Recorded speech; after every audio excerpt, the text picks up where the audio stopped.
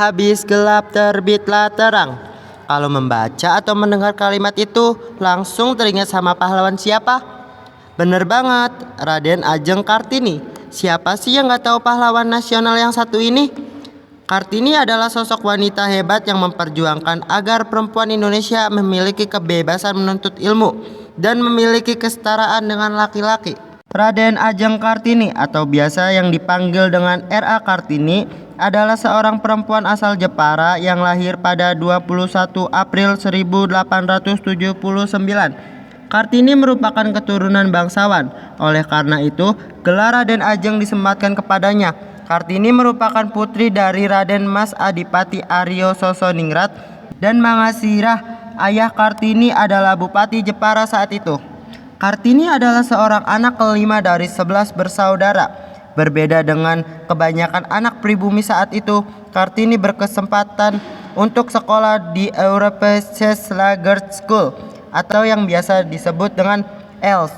Ini merupakan sekolah yang diperuntukkan bagi orang Belanda dan orang Jawa yang kaya. Di ELS, Kartini belajar bahasa Belanda. Sayangnya, Kartini hanya sekolah sampai usia 12 tahun saja karena sudah memasuki masa pingitan. Dulu ada tradisi wanita Jawa harus dipingit dan tinggal di rumah. Karena belajar bahasa Belanda di Essel, R.A. Kartini bisa membaca dan menulis bahasa Belanda. Selama dipingit, ia belajar sendiri membuat dan berkirim surat dengan teman-temannya dari Belanda. Salah satunya adalah Rosa Abendanon.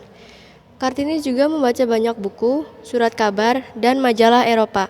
Seperti istilah buku adalah jendela dunia, Kartini jadi tahu cara berpikir perempuan Eropa yang lebih maju dan bebas dibandingkan perempuan pribumi kala itu. Dari banyaknya buku, surat kabar, dan majalah yang ia baca, membuatnya berpikir untuk memajukan perempuan pribumi. Karena di meja itu, perempuan pribumi tertinggal jauh dan memiliki status sosial atau stratifikasi sosial rendah. Menurutnya, perempuan pribumi harus mendapatkan kesetaraan, persamaan, dan kebebasan. Karena sedang dipingit, tidak banyak yang bisa dilakukan Kartini. Tapi, surat-surat yang ditulisnya menjadi salah satu bentuk perjuangan. Ia menuliskan terkait gagasan-gagasannya. Baru mengenai emansipasi perempuan, Kartini menuliskan penderitaan perempuan Jawa seperti harus dipingit, tidak bebas dalam menuntut ilmu, dan adanya adat yang mengekang kebebasan perempuan. Pada tahun 1903, Kartini menikah dengan Adipati Aryo Singgih Jojo Adiningrat, yang merupakan Bupati Rembang saat itu. Karena sudah menikah, gelar Raden Ajeng yang dimiliki Kartini berubah menjadi Raden Ayu. Meskipun sudah menjadi seorang istri, Kartini tetap ingin melanjutkan cita-citanya memperjuangkan kesetaraan perempuan dan menjadi guru. Suami Kartini mendukung dan memberi kebebasan terhadap cita-citanya. Salah satu bentuk dukungannya adalah dengan mendirikan sekolah wanita di timur pintu gerbang perkantoran Rembang. Setahun setelah menikah, R.A. Kartini dikaruniai seorang anak laki-laki bernama Sosalit Jojo Adiningrat yang lahir pada 13 September 1904. Sayangnya, 4 hari setelah melahirkan, ia meninggal di usia 25 tahun dan dimakamkan di Desa Bulu, Kabupaten Rembang. Berkat kegigihan Kartini, pada tahun 1912 berdirilah Sekolah Kartini oleh Yayasan Kartini. Sekolah ini didirikan oleh keluarga Van de Venter, salah satu tokoh politik etis saat itu. Awalnya, Sekolah Kartini hanya didirikan di Semarang, tapi kemudian berdiri juga di Surabaya, Yogyakarta, Madiun, Malang, dan daerah lainnya. Setelah R.A. Kartini wafat, M.R.J.H. Abindanun, Menteri Kebudayaan Agama dan Kerajaan Hindia Belanda, saat itu mengumpulkan dan membukukan surat-surat yang dikirimkan Kartini ke teman-temannya di Belanda. Buku tersebut diberi judul Door Duisternis to Light, yang artinya dari kegelapan menuju cahaya.